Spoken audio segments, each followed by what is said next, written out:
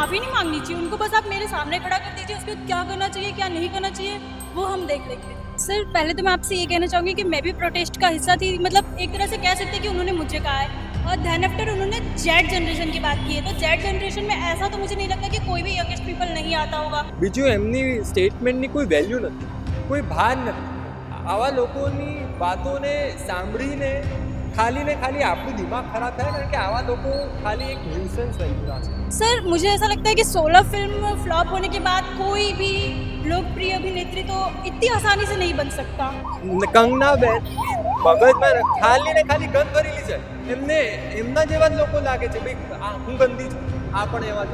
કંગનાને પણ parliament out of શેમ છોડી દેવું જોઈએ.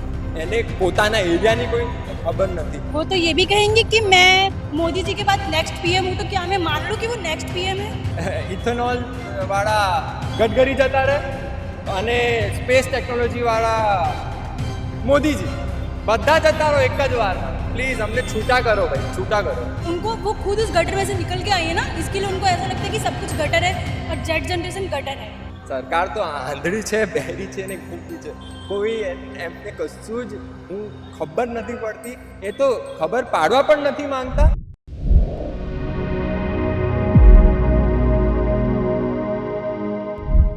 અભિષેકભાઈ જે રીતે કંગનાબેનનો આ જે નિવેદન આવ્યું છે શું કહેશો તમે? એ નિવેદન ઉપર હું બસ એક જ વાત કહેવા માંગીશ કે એ નિવેદનથી ખાલી ને ખાલી એમના કેરેક્ટર વિશે અમને જાણવા મળે છે કે એ औरत પાસ્ટમાં પોતે એક ડ્રગ એડિક્ટ હતા. અને કેમ તમને એવું લાગે છે? એમણે જાતે કીધું છે, એ ઇન્ટરવ્યૂ ઉપર છે, ઇટ્સ ઓન રેકોર્ડ. સો એનાથી ખાલી ને ખાલી એમના પાસ્ટ, એમની વિચારધારા અને એમના કેરેક્ટર વિશે અમને જાણવા મળે છે કે એ પોતે એક ડ્રગ એડિક્ટ હતા. એમની વિચારધારા કેવી છે એટલે એમને બધા એવા લાગે છે. અને મેઇન વસ્તુ એ છે ને કે આ પ્રોટેસ્ટથી, સીજેપીના પ્રોટેસ્ટથી ને કોંગ્રેસના અને યુથના અને જેનઝીના પ્રોટેસ્ટથી એમને બહુ ને બહુ જલન થઈ છે. એમને બહુ દુઃખ થયું છે કે ભાઈ એમના મોદીજીએ હાર માનવી પડી, સ્વીકારવી પડી, એ કિલસી ગયા છે. એટલે હવે એ હાર બરદાસ્ત નથી થતી એમને, ખબર પડી. એટલે આ બધું બસ કંઈ પણ ગંદ બોલવી છે. બીજું એમની સ્ટેટમેન્ટની કોઈ વેલ્યુ નથી, કોઈ ભાર નથી. આવા લોકોની વાતોને સાંભળીને ખાલી ને ખાલી આપણું દિમાગ ખરાબ થાય, કારણ કે આવા લોકો ખાલી એક ન્યુસન્સ વેલ્યુના છે. કોઈ વેલ્યુ નથી આની વાત. કંગનાબેનનું એવું કહેવું છે કે આપણા દેશના વડાપ્રધાન છે નરેન્દ્ર મોદી, એમની માટે આવા શબ્દો ના પ્રયોગ કરાય, ગાળો બોલે જેનજી, એમની માટે જ કીધું છે. કંગનાબેનનું તો એવું કહેવું છે.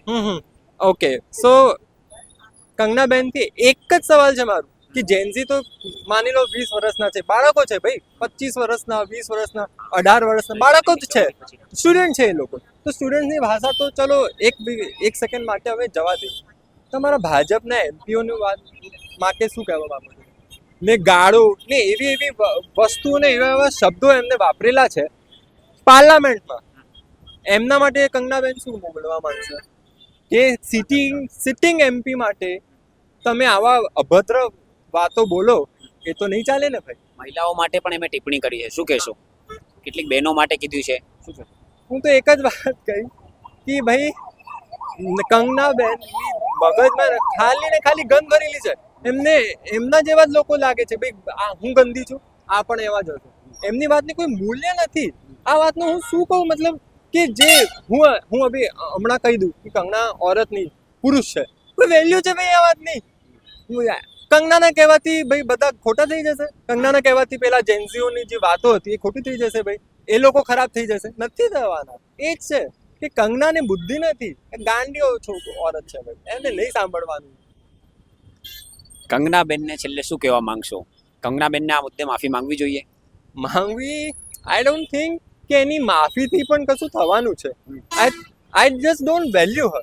આઈ થિંક કંગનાબેનનું હવે રિઝાઇન માંગશે જેનજી? રિઝાઇન કરી દે તો સારી વાત છે, પણ ભાજપીઓને આદત નથી રિઝાઇન કરવાની, એને તો ગંદ બોલવાની આદત છે. ધર્મેન્દ્ર પ્રધાને તો કર્યું છે રિઝાઇન. એ તો એમને કરાવ્યું છે આપણે. એ તો ઝૂકીને આમ કરો, રિઝાઇન કરવું પડશે. શું અંગૂઠો માર, આવું કર્યું ને કરાયું છે ભાઈ. એને તો કોઈ આપ્યું છે? કંગનાને પણ પાર્લામેન્ટ આઉટ ઓફ શેમ છોડી દેવું જોઈએ. એને પોતાના એરિયાની કોઈ ખબર નથી, એને આજ સુધી કોઈ કામ નથી કર્યું. તો એવી મહિલાને જેને પોતાના એરિયામાં કામ નથી કર્યું, પોલિટિક્સની ખબર નથી, સારી એક્ટ્રેસ નથી, સારી હ્યુમન બિંગ નથી, એને લોકપ્રિય અભિનેત્રી પોતે ગણાવે છે કે હું લોકપ્રિય અભિનેત્રી, લોકપ્રિય સાંસદ છે, શું કહેશો? ભાઈ આવી રીતે લોકપ્રિય કહીને તો ભાઈ હું પણ લોકપ્રિય, હું રાહુલ ગાંધી ભાઈ તો થઈ જવાનું છું ભાઈ. તમે આવી ગંદી બંગાર મૂવી બનાવીને તમે પોલિટિક્સમાં આવી ગયા. બેન તો એવું કહે છે કે હું ઝાંસીની રાણીનો રોલ મને મળ્યો છે, ઝાંસીની રાણી છું. એ પોતે પ્રોડ્યુસર હતા, હું અત્યારે પ્રોડ્યુસ કરી દઉં MS ધોની મૂવી તો હું MS ધોની થઈ જવાનો છું ભાઈ? નથી થવાનો. હું પોતાને હું રાજા, હું આ ફલાણો ઢીમકાણો, હું કશું પણ બોલી દઉં, એ વાતની શું વેલ્યુ ભાઈ? લોકો મને પ્રેમ કરે, લોકો મને બોલે કે નહીં ભાઈ તું બહુ સારું માણ, તો એની વેલ્યુ છે ભાઈ. બીજા લોકો બોલે તો એની વેલ્યુ હોય. તો હું કંગના થઈને હું પોતે બોલી દઉં કે નહીં હું તો ક્વીન છું, કે હું તો નથી થવાના. ઝાંસીની રાણીનું નાખુન બરાબર તું નથી બેન, તું નથી. ઝાંસીની રાણી પોતે લડ્યા હતા, એ ઇન્ડિપેન્ડન્ટ વિમેન હતા, એ વોરિયર હતા. તું તો ગાંડી છે ભાઈ, તને તો ખબર જ નથી, તું પોલિટિક્સની તને પી પણ નથી ખબર, તો કશું જ આવડતું નથી પેલી છોકરીને. પછી બેન સાંસદ કેવી રીતે બની ગયા? ભાઈ જીતતા આવે છે પાછા. એ તો મોદીજીની કૃપા છે. પાર્લામેન્ટનું ટિકિટ આપશે, બીજું તો કશું નથી. કંગનાની ક્વોલિફિકેશન શું છે? ભણેલી નથી, પોલિટિક્સમાં કશું ઉકાળ્યું નથી આજ સુધી. એક્ટર પણ બહુ જ મીડ હતા, મને રિસ્પેક્ટ હતી એમના માટે, પણ પછી એમને કામ પણ મીડિયોકર થઈ ગયું એમના જોડે, એમના જેમ. તો હું શું મતલબ આવી ઓરેન્જની જેની કોઈ વેલિડેશન જ નથી, કોઈ ક્વોલિફિકેશન નથી, તો હું શું એમનું એ વિચારું કે ભાઈ આ કશું વેલ્યુ ધરાવે છે. કંગના મારા માટે તો કોઈ વેલ્યુ નથી ધરાવતી. આઈ થિંક અગર એ પાર્લામેન્ટમાં પણ છે ને તો પણ કોઈ પ્રોબ્લેમ નથી. ભાજપમાં બધા એવા જ છે, કોઈ વેલ્યુ નથી ભાજપના એમપીઓને, કારણ કે એ લોકોને પોતાની જ એરિયાની ખબર નથી, પોલિટિક્સની ખબર નથી. હું શું વિચારું, હું શું એમને પૂછું?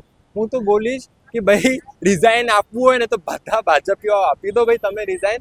તમને પોલિટિક્સ જ નથી આવડતી, તમને કશું જ ખબર જ નથી પડતી. પ્લીઝ જતા રહો હવે, તમે બધા જતા રહો. ઇથેનોલ વાળા ગડકરી જતા રહે અને સ્પેસ ટેકનોલોજી વાળા મોદીજી, બધા જતા રહો એક જ વારમાં. પ્લીઝ અમને છૂટા કરો ભાઈ, છૂટા કરો. પણ ઓપ્શન શું છે પછી? કરશે કોને? મત કોને આપશે પછી?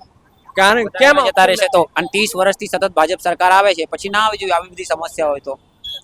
ઓપ્શન છે, બહુ મોટા ઓપ્શન છે ભાઈ. કોંગ્રેસને તમે મત આપી શકો. તમે આવા CGPA ના તમે જોયા કે કેટલા યુવા નેતાઓ ઊભા થયા છે, કેટલા યુવાઓએ પોતાની આવાજ ઊભી કરી છે.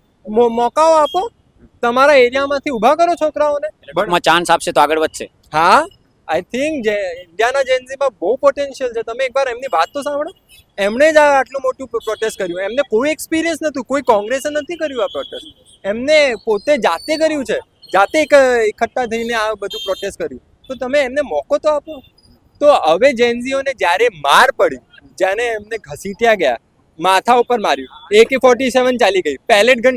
ભાઈ એક છોકરો તો એક આંખથી આંધળો થઈ ગયો ભાઈ, હોસ્પિટલમાં એડમિટ છે ભાઈ. આવું કંઈ થયું જ નથી, સરકાર તો એવું કહે છે. સરકાર તો આંધળી છે, બહેરી છે ને ગૂંગી છે. કોઈ એમને કશું જ ખબર નથી પડતી. એ તો ખબર પાડવા પણ નથી માંગતા ને. એટલે જ હું કહેવા માંગુ છું કે નેપાળ જેવી સિચ્યુએશન, એટલે જ્યારે તમે આવું અતિશય કરી દો ને તો ભાઈ એ તો નેપાળ જેવી સિચ્યુએશન તો બનશે ને બનશે જ. એ કોઈ પણ ગવર્મેન્ટ હોય, એ કોંગ્રેસ હોય, આપ હોય, ભાજપ હોય, સપા હોય, બસપા હોય, irrespective of party, A situation તો બનવાની જ છે. એ તો તમે જીવા ના દો તો લોકો શું કરશે ભાઈ? મરી જાય, સુસાઇડ કરી લે. શું ઓપ્શન રહેશે લોકો જોડે? તો કરશે તો ખરી ને, રેવોલ્યુશન તો કરશે જ ભાઈ. ભગતસિંહે પણ કર્યું હતું, મહાત્મા ગાંધીએ પણ કર્યું હતું. તો હવે આજના જેન્ઝી નેપાળથી શું કહીએ, ઇન્સ્પિરેશન લઈને રેવોલ્યુશન કરી શકે છે, કરશે. તમે એમને ના કરો તો પણ એટલે તો પછી રાજીનામું આપી દીધું ને ભાઈ, કે આવું બધું ના થાય. કરવું પડ્યું ને કે હા ભાઈ અમે ખોટા હતા, હવે રાજીનામું લઈ લો. શું નામ છે આપનું? तेजस्विनी नाम से हमारा। तेजस्विनी जी, जैसे कंगना रनौत ने कहा है, क्या कहेंगे आप? गटर जनरेशन ऐसा कहा है उन लोगों ने। उन्होंने मतलब उनका कहना ऐसा है कि सभी को नहीं कहा है, जिन लोगों ने मोदी जी को गाली दी है, जिन लोगों ने शीशे तोड़े कार पुलिस के वैन के, या जिन लोगों ने पुलिस के सामने हुए, उन लोगों को ही कहा है। सुख कैसे? सर पहले तो मैं आपसे ये कहना चाहूँगी कि मैं भी प्रोटेस्ट का हिस्सा थी, मतलब एक तरह से कह सकते हैं कि उन्होंने मुझे कहा है। और देन आफ्टर उन्होंने जेड जनरेशन की बात की है, तो जेड जनरेशन में ऐसा तो मुझे नहीं लगता कि कोई भी यंगेस्ट पीपल नहीं आता होगा। एंड देन आफ्टर जिसको पीलिया हुआ होता है ना, उसको हर चीज़ पीला पीला ही दिखता है, तो उनको उनको वो खुद उस गटर में से निकल के आई है ना, इसके लिए उनको ऐसा लगता है कि सब कुछ गटर है और जेड जनरेशन गटर है। और जैसे कि मैं उनसे कहना चाहूँगी कि वो बता रही थी कि वो 16 साल में अपना घर छोड़कर आ गई थी जब वो 12th में पढ़ी। तो मैं ये पूछना चाहती हूँ कि आप मुझे वो सर्टिफिकेट दिखाइए जिसमें लिखा हो कि आप 12th पास है, फेल है, या फिर आपने 12th तक की स्टडी की हुई है। और जैसे कि वो कह रही थी कि मैंने 16 साल में अपना घर छोड़ दिया, मैं दिल्ली आ गई और मैंने 2 साल में सब कुछ अचीव कर लिया। तो आप मुझे बताइए कि आपने किस चीज़ के बेस पर ये सब अचीव कर लिया। मुझे तो लगता है कि आपने भी कुछ कांड किया होगा, और आपने ऐसा क्या किया था कि आपको सीधा MP बना दिया गया। तो मुझे तो ऐसा लगता है कि सब कुछ में आपने कुछ ना कुछ तो किया ही है। आपको ऐसा क्यों लगता है? क्योंकि सर आप मुझे बताइए कि क्या अगर मैं आज बीजेपी ज्वाइन करती हूँ और कल मुझे MP बना दिया जाएगा? नहीं बनाया जाएगा ना। क्या जितने भी लोग बीजेपी में ज्वाइन हुए उन उनका सभी कहना ऐसा है कि हमने काम किए, काम देखकर हमको मत दिया गया है। आप मुझे बता सकते हैं उन्होंने क्या काम किए हैं? मुझे नहीं पता, उनका कहना है। उनका कहना, वो तो ये भी कहेंगे कि मैं मोदी जी के बाद नेक्स्ट PM हूँ, तो क्या मैं मान लूँ कि वो नेक्स्ट PM है? उन्होंने जिस तरीके की भाषा यूज़ की है, क्या लगता है आपको, क्या कहेंगे? जिस तरह की उन्होंने भाषा यूज़ की है उसे सुनकर तो मुझे ऐसा लगता है कि उन्हें MP बनाना ही नहीं चाहिए था। सबसे पहले तो उन्हें लैंग्वेज नॉलेज सिखाना चाहिए था।